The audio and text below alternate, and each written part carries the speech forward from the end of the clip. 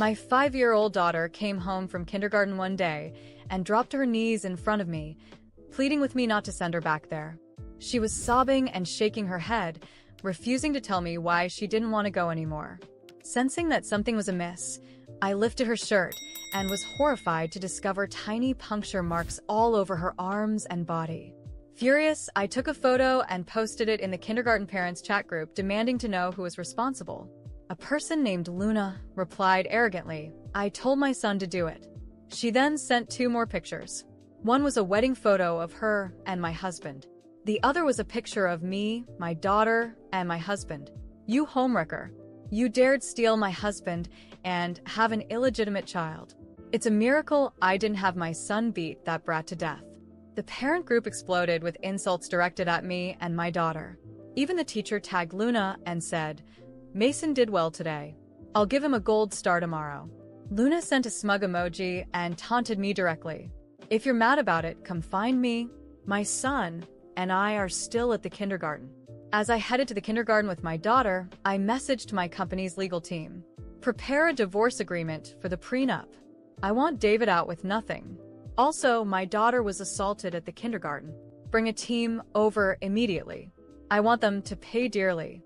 How dare David, a freeloader, keep a mistress and a child on the side?" When we arrived at the kindergarten, the first person I saw was Luna, standing outside, surrounded by other parents from the class. "Luna, you're so low-key. If it weren't for all this, we wouldn't have known. Your husband is the CEO of Martin Group?" "Exactly. No wonder I thought you had such an elegant aura the moment I saw you. It's that high-class grace that comes with wealth. We're all here to support you today. We're proper mothers, and we can't let a low-class homewrecker push you around. Right? What good could come from a homewrecker's daughter? Mason is truly the heir of Martin Group. He's already standing up for the people at such a young age." Even the teacher was fawning over Luna. "Luna, let me know Mason's favorite foods, and we'll adjust the kindergarten menu to suit his taste from now on." Luna was basking in the praise. David had been freeloading off my family for years, doing nothing to give him some responsibility. I handed him control of the smallest branch of Martin Group. I never expected this would become Luna's source of pride and admiration as soon as they saw me. The parents who had been flattering her just moments ago immediately frowned and looked at me with disgust, as if I were something filthy and repulsive. The teacher walked up to me, her face cold, and said, "Miss Walker, I've been instructed by the principal to inform you that Emily is expelled effective immediately." I glared at her and asked coldly, "My daughter was attacked. Instead of seeking justice for her, you're expelling her." The teacher responded indifferently, "This is an elite kindergarten. The children who come here all come from wealthy or noble families. A child born from a homewrecker like you staying here would only damage our reputation." My expression darkened as I warned her coldly, "I suggest you investigate who the real homewrecker and illegitimate child are before speaking." Just as I finished speaking, Luna stormed over to me. She slapped me hard across the face. "How dare a filthy homewrecker like you flaunt yourself in front of me? Did you really think having a bastard child would let you take my place as Mrs. Jones?" The sudden slap left me stunned. The other parents began mocking me, pointing fingers. "You look decent, so why stoop to being a mistress and having a child? Mistresses are the shame of all women, and their kids are even worse." The insults and accusations attracted more bystanders who started pointing at me. Some even took out their phones to take pictures and videos and spat at me. I took off my $1 million coat and tossed it into the trash. Then I turned to face Luna directly. "First you told your son to bully my daughter, and now you're hitting me in public? Who gave you the audacity to act so lawlessly?" Luna arrogantly replied, "It's only right for a wife to slap a mistress. Besides, I'm the wife of the Martin Group CEO. Beating you and your filthy daughter is nothing. I could even take your lives, and it wouldn't matter." The other parents chimed in. "If you hadn't been a mistress, Luna wouldn't have hit you. You brought this on yourself. You're just a filthy mistress. Instead of keeping your head down, you're out here provoking us. Getting slapped is the least of what you deserve. Yeah, you got a taste for being a tramp, huh? Who are you pretending to be the innocent victim for?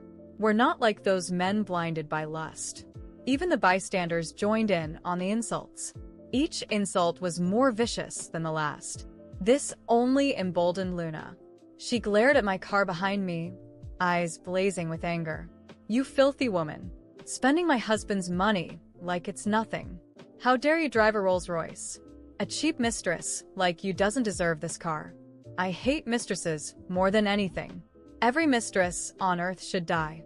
As she spoke, she pulled out a key and scratched large letters across my car's surface. "Mistresses must die." I glanced at the glaring words and said coldly, "You'll soon realize how ironic those words are." Hearing this, Luna flew into a rage. "You filthy woman, living off my husband's money and acting all high and mighty. Today, I'll make sure you pay back every penny you've taken from him." She picked up a brick from the sidewalk and started smashing my car with all her strength. She didn't spare anything. The windows, headlights, and the hood, everything was attacked. Seeing this, the other parents were energized. They picked up whatever they could find and joined in on the rampage, smashing my car with enthusiasm. After breaking the windows, they climbed inside, slashing at the seats and tearing apart the interior. The once pristine luxury car was quickly reduced to a heap of scrap metal. At that moment, one of the women broke open the trunk and gasped, "Look, there's a bunch of expensive stuff hidden in here." Luna approached casually, pulling out a painting, sneering. "A woman who makes her living selling herself is collecting art, trying to act all cultured. It's an insult for trash like you to own something like this. Someone like you only deserves trash."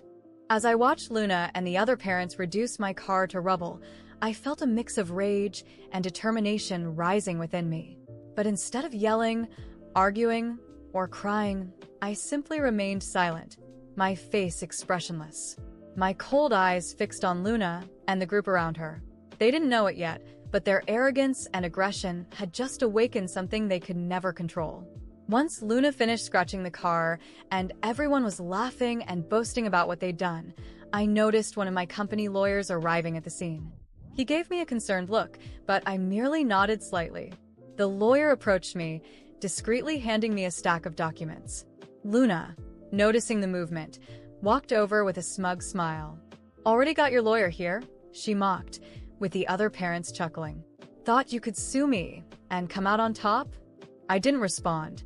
I simply took the documents and walked up to Luna, holding the papers out to her.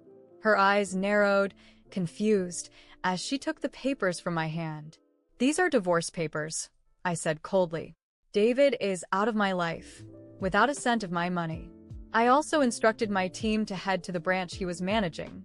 By now, his belongings should be packed, and he's officially out of the Martin Group." Luna's smile disappeared, replaced by an expression of shock and growing fury. "That's a lie. You can't do this. David is the CEO. He has rights." David was never the CEO. He was just the manager of a small branch, a responsibility I gave him to see if he'd grow up. But he chose to betray me. With you, a woman so low she thought destroying my car and bullying a child was the best way to show superiority. The parents around Luna began murmuring, confused and uneasy. The atmosphere shifted. Some of them started to back away, realizing that something was very wrong. Luna began to tremble with rage. "I'm the legitimate wife. You're just a mistress," she screamed. At that moment, the security team from my company arrived. There were 6 men, all in uniform, with an intimidating posture. They walked directly towards me, awaiting instructions. The parents surrounding Luna began to scatter, seeing that the situation was becoming serious. "I want you to ensure Luna and anyone else who participated in this destruction are detained," I ordered. "I already have enough evidence to charge them with vandalism, assault, and defamation. Also, my daughter was harmed. That will be dealt with legally too." The security guards moved quickly. 2 of them grabbed Luna by the arms as she struggled and yelled, trying to break free.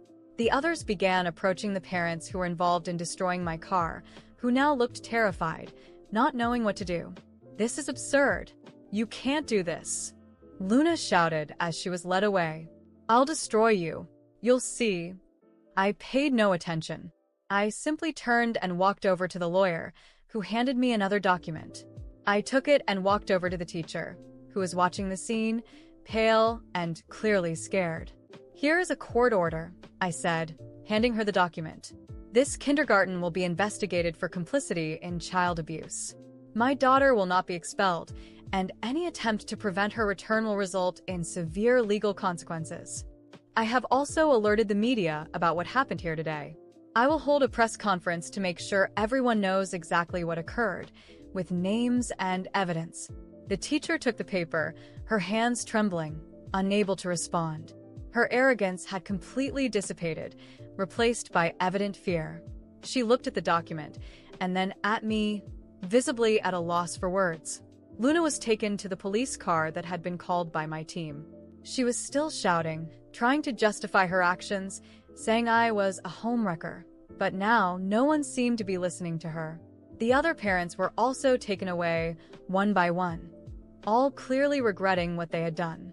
I saw some of them crying, begging to be released. But it was too late. They chose to follow Luna, and now they would face the consequences. At the end of it all, I looked at my daughter, who had been watching the scene in silence. I knelt down to her, hugging her tenderly. "No one will ever hurt you again, sweetheart. I promise," I whispered. She nodded, her eyes still teary, but there was a glimmer of hope in them. I took her hand and led her away from the scene. As we left, the onlookers' gazes were no longer of disdain but of astonishment and even fear. They saw what happens when you mess with someone you shouldn't. I wasn't just any woman. I was the head of the Martin Group, and no one, absolutely no one, got away with challenging me or hurting my daughter. This was the beginning of a new chapter, one in which I would do everything to protect those I loved and, at the same time, ensure that anyone who tried to destroy me faced justice, without mercy. As soon as I resolved the situation at the kindergarten and ensured that everyone involved was taken away by the police, I knew that legal justice alone would not be enough. People needed to know what those individuals were capable of, especially the institution that had the obligation to protect and educate children. I took out my phone and made a detailed post on all my social media platforms. In the post, I described every moment of my daughter's suffering, from the bullying to the injuries I found on her body. I explained how Luna ordered the attack, how the teacher was complicit, and how the kindergarten, instead of protecting an innocent child, decided to humiliate and expel her. I included photos of the marks on my daughter's body, videos of the parents destroying my car, and even a picture of the painting Luna pulled out of the trunk. My words were clear. This is the reality of an elite kindergarten that should care for children, but instead endorses abuse and violence. My daughter was hurt, humiliated, and now I demand justice, not just for myself, but for every child who has ever faced this and was silenced. The post went viral quickly. People from all over started sharing my story. The name of the kindergarten was in all the headlines. The kindergarten's Instagram was flooded with comments and criticism from outraged parents demanding answers, while the administration desperately tried to control the damage. Within a few days, the official profile of the kindergarten was deactivated, unable to handle the volume of accusations and pressure. The few remaining parents also began withdrawing their children, afraid of what could happen in a place where abuse was treated with indifference. Before the lawsuit even reached court, the kindergarten had to shut its doors. No sane parent wanted to keep their children in such a toxic institution. The location was surrounded by reporters, and the scandal only grew. I was approached by several TV networks to give interviews, and I told the story from beginning to end, without failing to expose Luna's, the teachers, and even my ex-husband David's involvement. The legal process continued, and in court, Luna and the teacher had no escape. With all the evidence presented, the videos, the witnesses who were intimidated to give testimony in my favor, and Luna's arrogant admission that she had incited her son to attack my daughter, both were found guilty. They were sentenced to prison for assault, complicity in child abuse, as well as defamation and vandalism. Additionally, the fine they had to pay was enormous. I made sure that every cent was put towards my daughter's future. All that dirty money they tried to use against me was now destined for her care and education, ensuring that nothing and no one would hurt her again. The expression on Luna's face when she heard the amount of the fine was priceless. All the money she bragged about receiving from my ex-husband would now be used to repair the damages she herself caused. And speaking of David, the divorce was finally official.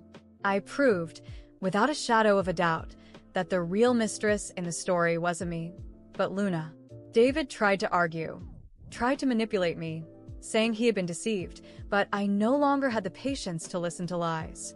He left with nothing, as he deserved, without any chance of reclaiming the small power he once had in my company. The last I heard of him, he was living off favors, unemployed, while trying to avoid creditors. In the end, I not only cleared my name and ensured justice was served, I showed that no one can intimidate, hurt, or belittle someone without consequence, especially my daughter. She returned to attending a new school, surrounded by love and care, and I made sure it was the best possible. What Luna and those parents did was not just an attack against me, but against everything I had built, and most importantly, against my daughter. They tried to destroy us, but only gave me more strength to fight. And every one of those people paid dearly for underestimating the strength of a mother determined to protect those she loves.